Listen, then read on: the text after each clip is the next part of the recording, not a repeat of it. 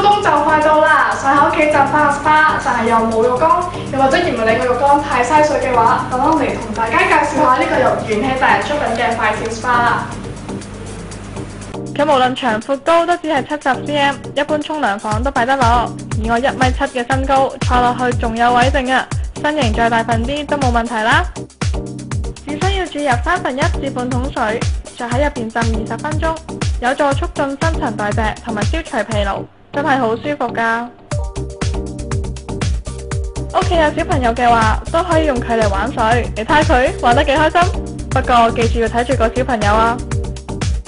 佢仲有一條伸縮排水管，方便排走返啲水。用完之後至閂埋，都只係得咁細，真係好慳位㗎。